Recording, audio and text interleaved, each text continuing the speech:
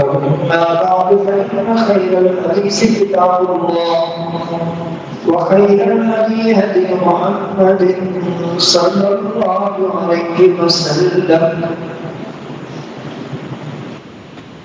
وشر الأمور محدثاتها وكل محدثة بدعة وكل بدعة ضلالة وكل ضلالة في النار.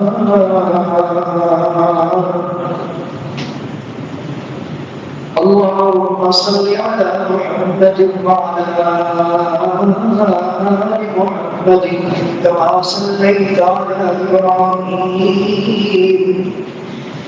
وعلى آل إبراهيم إنك حميد مجيد. اللهم بارك على محمد وعلى آل محمد كما باركت على إبراهيم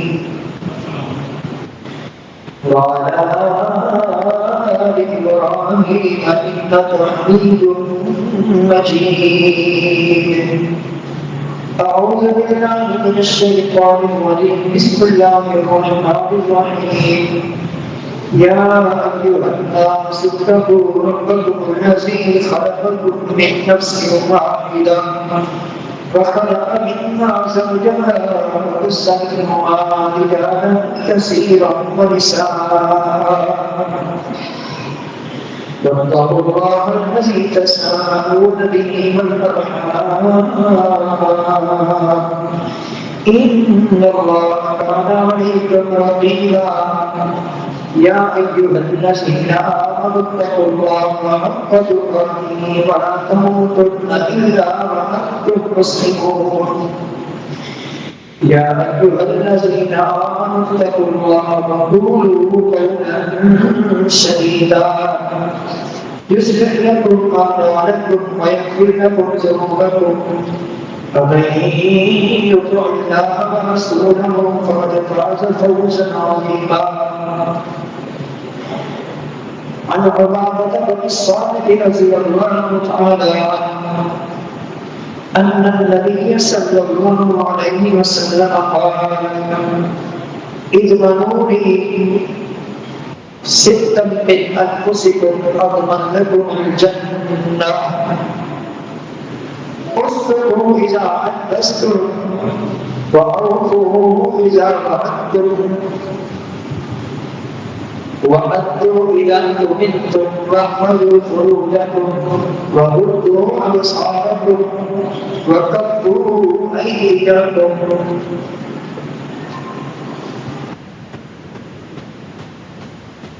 امام الانبیاء علیہ الصلوۃ والسلام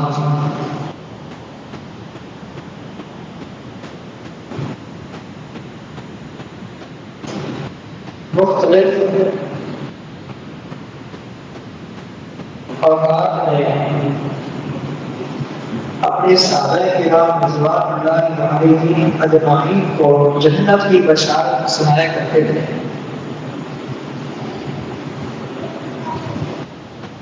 کہ یہ کام کر لو اللہ تعالیٰ کے فضل و کرم سے جنت میں داخل ہو جاؤ گے، یہ کام کر لو یہ کام جنت میں داخلے کا باعث ہے،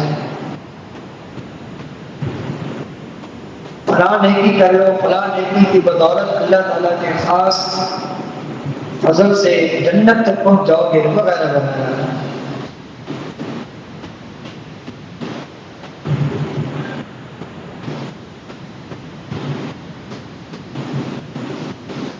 اسی طرح ایک موقع پر آپ علیہ السلام نے اپنے صحابہ کرام رضوان اللہ علیہم اجمعین سے فرمایا کہ مجھے 6 چیزوں کی حفاظت کی گارنٹی تم دے دو کہ تم نے ان 6 چیزوں کی حفاظت کرنی ہے، تم اس چیز کی گارنٹی مجھے دیتے ہو، میں تمہیں زبان نبوت سے جنت کی گارنٹی دیتا ہوں. یہ بہت بڑی گارنٹی ہے، یہ تو معمولی بات نہیں. گارنٹی دینے والی ہستی کون ہے؟ جو پوری انسانیت میں سب سے افضل، سب سے اعلیٰ، سب سے بلند و بالا، اللہ کی تمام مخلوقات میں جتنی بھی مخلوقات ہیں، تمام مخلوقات سے سب سے اشرف المخلوقات انسان ہے، اور انسان میں سب سے افضل انبیاء علیہ السلام کی جماعت ہے، اور پھر انبیاء علیہ السلام میں سب سے افضل امام الانبیاء، امام الرسل، امام الملائکہ، خاتم النبیین والرسل محمد رسول اللہ صلی اللہ علیہ وسلم ہے، وہ گارنٹی دے رہے ہیں جن کی ایک ایک بات، جن کا ایک ایک فعل، ایک ایک قول شریعت ہے۔ یہ آپ کے قدر و منزلت ہے، یہ صرف حیثیت آپ کی ہے۔ آپ جو کہیں گے وہ شریعت ہے، جو بولیں گے، جو کریں گے وہ شریعت ہے۔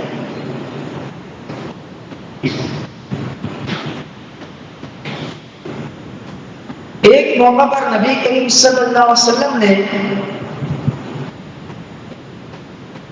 حکم جاری فرمایا، اے لوگوں، ان اللہ کتب علیکم الحج،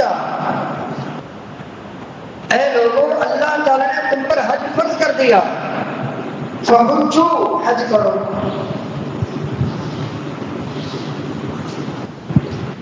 اقرا بن حابس رضی اللہ تعالی عنہ نے ریکویسٹ کی، اے اللہ کے رسول صلی اللہ علیہ وسلم، اپنی کل عام ہر سال حج کریں۔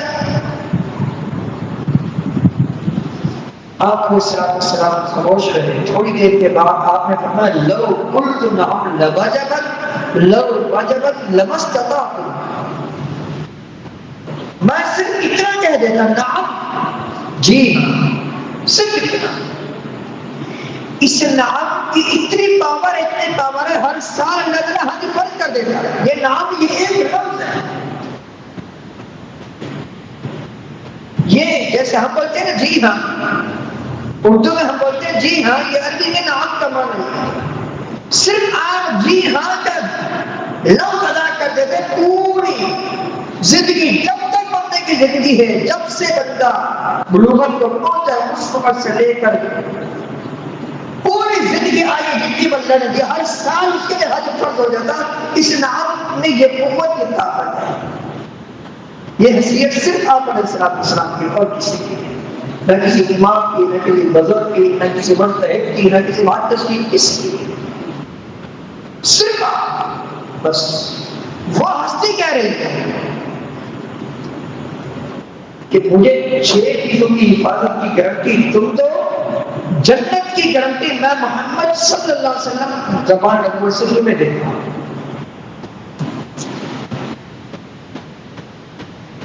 پہلی چیز، اصدقوا اذا حدثتم، جب بھی تم اپنی زبان سے کوئی بھی جملہ ادا کرو، سچ بولو، جھوٹ نہیں بولو، کبھی جھوٹ نہیں بولنا، ہمیشہ سچ بولنا ہے۔ یہ پہلا آپ علیہ السلام کا فرمان ہے، اور یہ پہلی چیز ہے جسے ہمیں اختیار کرنے کا آرڈر دیا گیا کہ جب بھی بات کرو سچ بولو، جھوٹ کبھی نہیں بولو۔ اگر تم سچ بولو گے، سچ بولنے کی گارنٹی تم مجھے دے دو، جنت کی ضمانت میں تمہیں دیتا ہوں۔ دوسری چیز، جب بھی وعدہ کرو اور وہ حساب وعد، تم وعدے کو پورا کرو، وعدہ خلافی نہیں کرو، دھوکہ نہیں دو، بلکہ وعدہ پورا کرو۔ وعدہ پورا کرنے کی گارنٹی تم مجھے دو کہ پوری زندگی کبھی وعدے کی وفا کریں گے، وعدے کی خلاف ورزی نہیں کریں گے،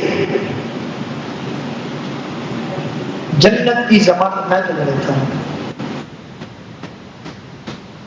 تیسری چیز ادو اذا اؤتمنتم، جب بھی تمہارے پاس کوئی امانت رکھوائی جائے امین بن کے رکھنا، امانت میں خیانت نہیں کرنا۔ کوئی تمہارے پاس اپنی چیز رکھواتا ہے، پیسے رکھواتا ہے، کوئی چیز رکھواتا ہے، دنیا کی کوئی چیز، وہ چیز تمہارے پاس امانت ہے، اس امانت میں خیانت نہیں کرو۔ ادو اذا اؤتمنتم۔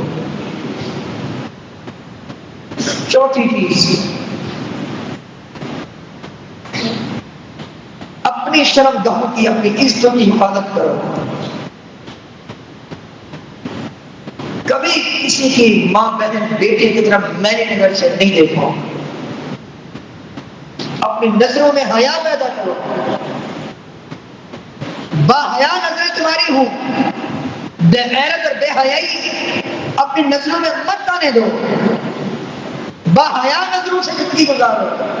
غضوا ابصارکم، اپنی نظروں کی حفاظت کرو، اپنی نگاہوں کی حفاظت کرو۔ پانچویں چیز اپنی شرمگاہوں کی حفاظت کرو۔ واحفظوا فروجکم، بات کرو تو سچ بولو، وعدہ خلافی نہیں کرو،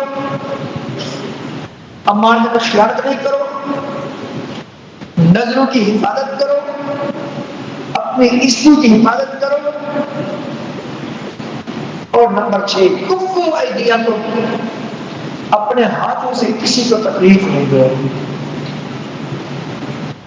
فرمایا ان 6 چیزوں کی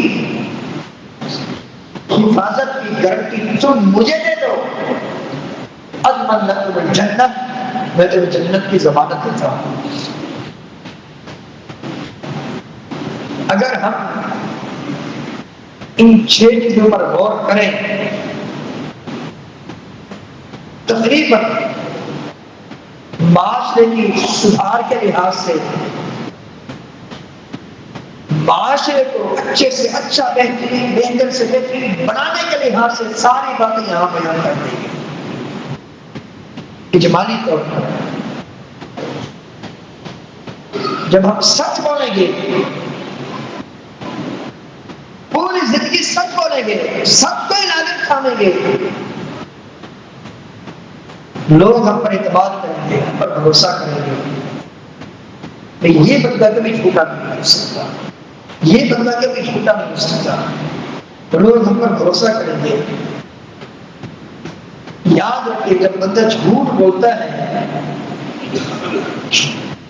اللہ تعالیٰ اس کے لیے ہدایت کے دروازے بند کر دیتا ہے۔ ان اللہ لا یہدی من هو مسرف کذاب، ایک اور آیت میں فرمایا ان اللہ لا یہدی من هو کاذب کفار، جو جھوٹا ہے، حق سے بڑھنے والا ہے، اور جو جھوٹا ہے، ناشکرا ہے، اللہ تعالیٰ اس کے لیے ہدایت کے دروازے بند کر دیتا ہے۔ کہ مسجد میں وہ نہیں آ سکتا، کہ وہ قرآن پاک کی تلاوت نہیں کر سکتا، پھر وہ ذکر و اذکار نہیں کر سکتا۔ جھوٹ بولنے کی اتنی بڑی سزا، پھر وہ کوئی نیکی کا کام نہیں کر سکتا۔ ہاں گناہ کی محفل میں وہ ہوگا، کبھی کسی نیک محفل میں نہیں بیٹھے گا۔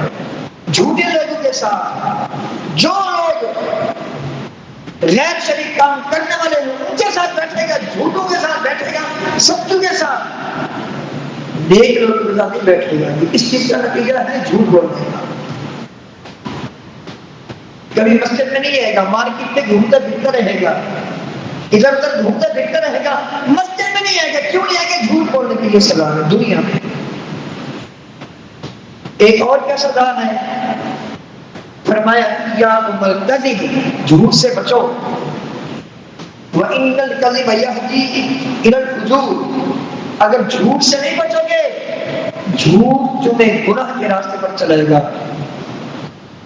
جھوٹ تمہیں دوسروں کا حق کھانے کے راستے پر چلائے گا، جھوٹ تمہیں فراڈ کرنے کے راستے پر چلائے گا۔ جھوٹ تمہیں بہت سارے گناہ کے راستے پر تمہیں چلائے گا، نتیجہ کیا نکلے گا؟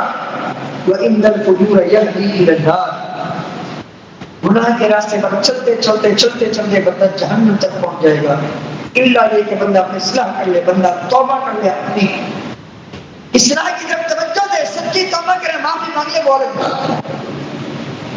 اور فرمایا وما يزال الرجل يكذب ويتحرى الكذب حتى يكتب عند الله كذابا، حتیٰ کہ نامہ اعمال میں اس بندے کو اللہ تعالیٰ کے پاس جھوٹا لکھ دیا جاتا ہے، سب سے بڑا جھوٹا۔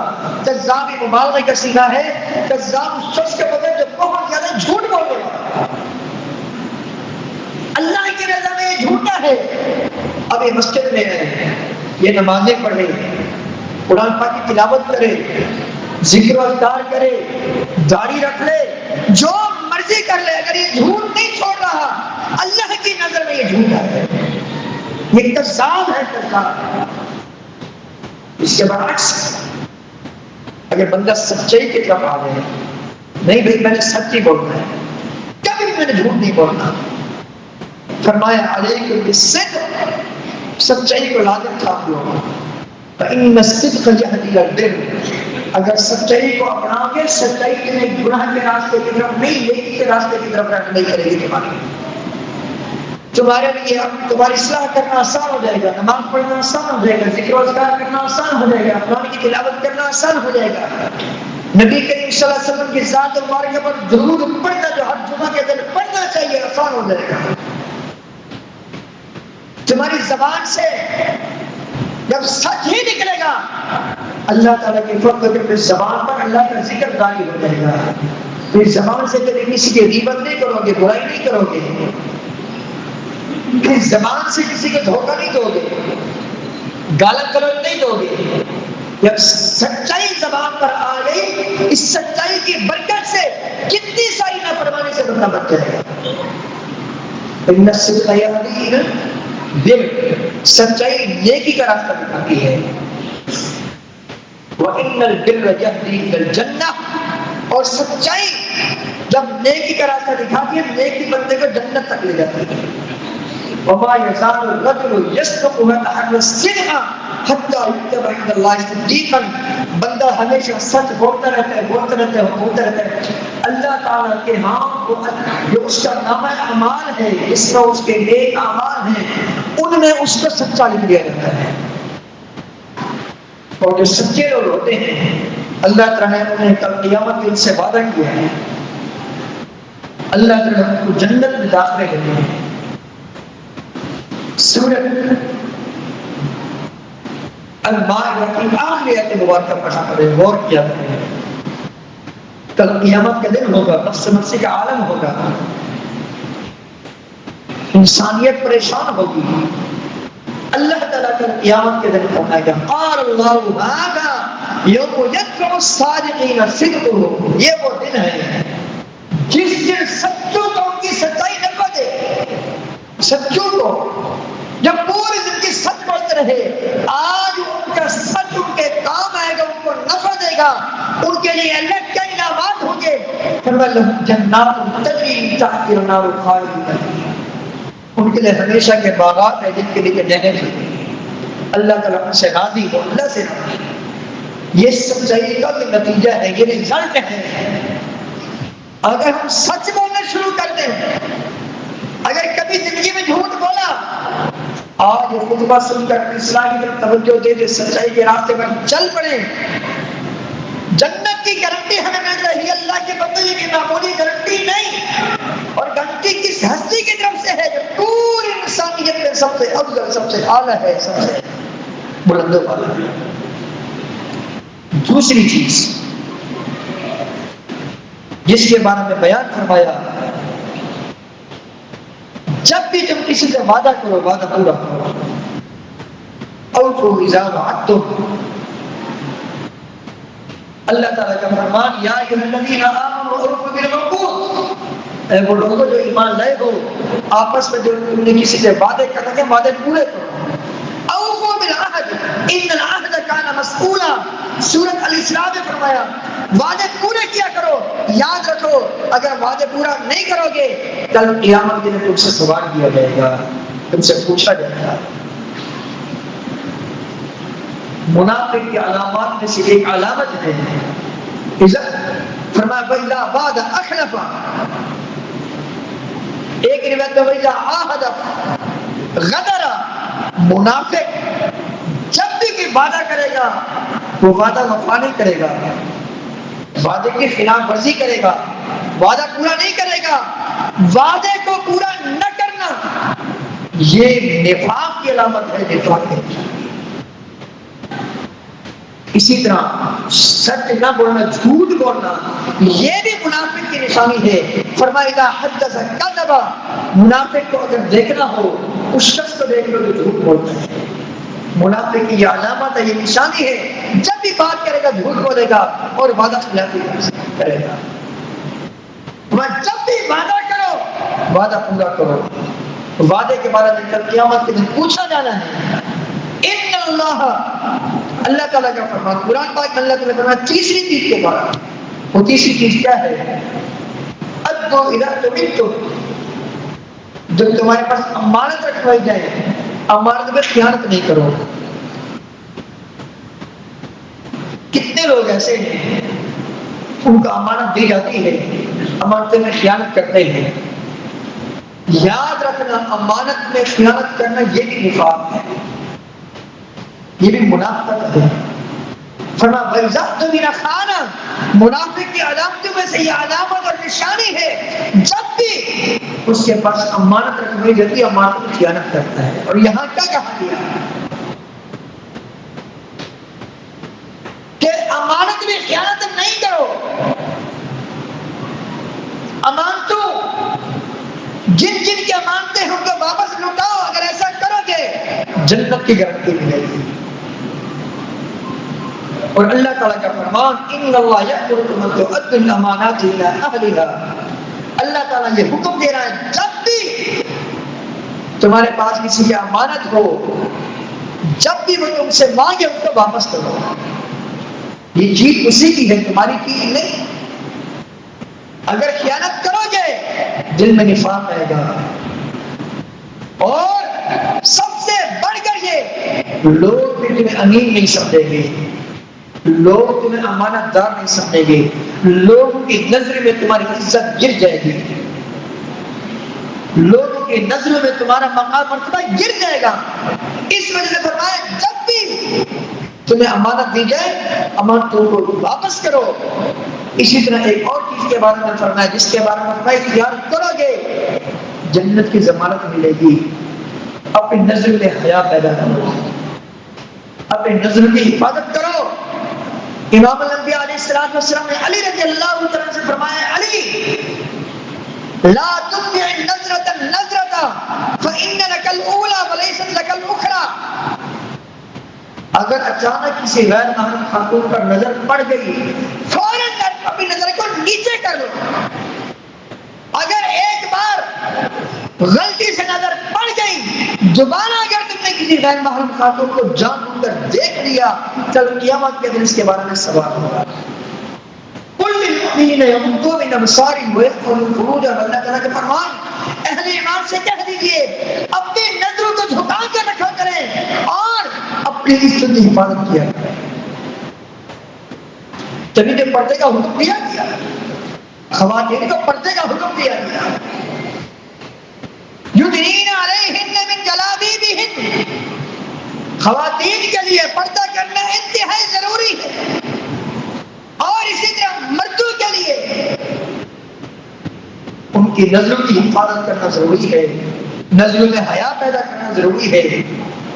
یاد رکھنا یہ نظر ایک ایسی چیز ہے